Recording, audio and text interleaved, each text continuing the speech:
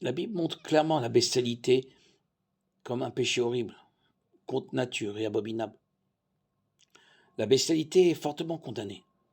C'est une perversion contre nature. Il est clair que les êtres humains ont été conçus destinés à s'accoupler avec d'autres êtres humains et non avec des animaux.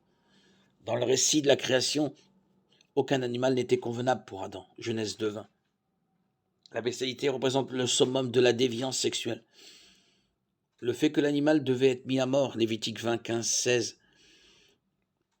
Si un homme couche avec une bête, il sera puni de mort et tu tueras la bête. Si une femme s'approche d'une bête et couche avec elle, tu tueras la femme et la bête. Ils seront punis de mort, leur sang sera sur eux.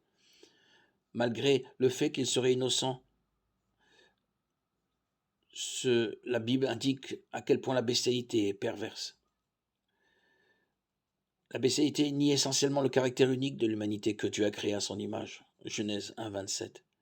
La bestialité réduit l'humanité à rien de plus qu'un animal, une bête incapable de distinguer le bien du mal, le naturel du contre-nature, l'amour de la luxure. Le Nouveau Testament ne mentionne nulle part la bestialité par son nom, mais cela ne doit pas être interprété comme une tolérance pour la bestialité ou un affaiblissement des normes morales de Dieu. La bestialité est par définition incluse dans les nombreuses interdictions des Écritures contre l'immoralité sexuelle. 1 Corinthiens 6, 9, Galates 5, 19, Colossiens 3, 5, Hébreux 13, 4.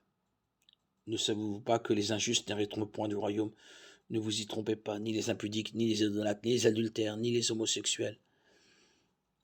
Or, les œuvres de la chair sont manifestes, l'impudicité, l'impureté, la dissolution. Faites donc mourir tout ce qui est terrestre parmi vous, l'impudicité, l'impureté, les passions, le mauvais désir, la cupidité qui est une idolâtrie.